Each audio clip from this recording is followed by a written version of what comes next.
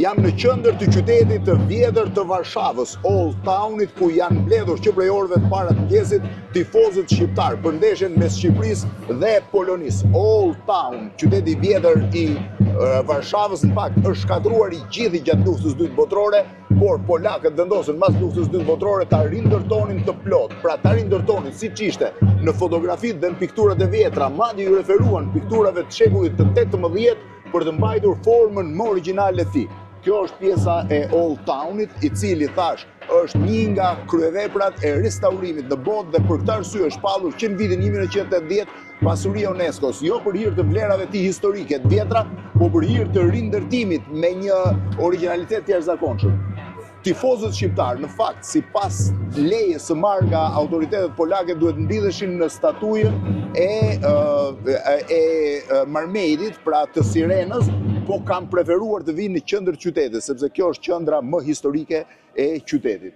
Janë tifoz të ardhur nga e gjithë Shqipëria, janë tifoz pjesa më e madhe të ardhur nga Perëndimi, pra duke qenë emigrant në Perëndim. Shumica e tyre kanë ardhur nga zonat e Gjermanisë, të Austrisë, të Zvicrës, por ka shumë të ardhur nga Londra dhe nga Shtetet e Bashkuara të Amerikës. Tifozëria shqiptare do të ketë sot rreth 3500 veta në stadium, ndërkohë që numri atyre që kanë mbritur në Varshavë duhet jetë shumë herë më i madh. Në zonën e hotelit ishte pamundur që të gjeje vend nga shqiptarët, ndërkohë që në të gjitha rrugët rreth e rrotull, duke ardhur rreth e rrotull qendrës së Varshavës, është e mbushur me shqiptarë. Tash, kjo është atmosfera në qendër, po ka dhe pika tjera ku janë mbledhur shqiptarët. Kam me vete Syçin, Ilir Demalin, i cili edhe ai po vjen rrotull me si do duk Polonia Syç. Polonia më ka habit, është era e parë që vizitoj. Era parë që viziton. Era parë që vizitoj Polonin, rrugët e gjanat sistemume, por ajo që ti përmende Felsi, është ndërtimi i kësaj, ne e din nga historia, Varshava ka qenë rënuar gati 80%. Pothuajse e gjitha. Pothuajse e gjitha. Pothuajse e gjitha. Dhe dashuria për vendin e tyre, për historinë e tyre, për kulturën e tyre, i bëri që ta rindërtojnë ashtu siç ishte. Ky është patriotizëm, ky është atë dashuri dhe jo vetëm durët si shqiptojnë. Ne duhet mësojmë nga këto modele. Për të mësues besoj do mësojmë po. Urojmë që Shqipëria të fitojë sot, se po fitojmë sot jemi në Se s'ka shanse. Të gjithë janë si të elektrizuar, mos harroni që është ndeshja më e rëndësishme që shqiptarët kanë pasur ndonjëherë për të luajtur në futboll, sepse mund të çojë drejt botrorit. Kemi 2 kualifikime në Europian, që nuk janë pak, po gjithsesi shkuara drejt botrorit do ishte një nivel komplet tjetër i futbollit shqiptar. Daullja nuk mungon, ëh. Daullja jo dhe konga për atë Galicën që është ai. Jo, atë është kënga Adem Jasharit. Adem Jasharit, se thotë Galicë. Nëse kjo është një folklorizëm. Edhe të huajt janë çuditur çfarë na ndaloi dikush. Por blen, po të garantoj që nëse ne do të fitojmë sot, do ta kalojmë ndeshjen tjetër me Suedin apo me Çekin. Po kaluam sot edhe është e çuditshme, pjesëmarrja e tifozëve është e pabesueshme, po të mendoshin nuk ka bileta, kanë ardhur një pjesë edhe vetëm për të ndjekur atmosferën. Unë mendoj që janë më shumë se 7-8.000 tifozë. Ti mendon se janë më shumë se 7-8.000 tifozë? Nga Shkampaun, hotelet e gjitha janë më shumë. Tani unë do doja në fakt ta lija kamerën, të ecte vetë edhe të shihte pjesën e festës. Mund të shkoj ta shohë vetë pjesën e festës.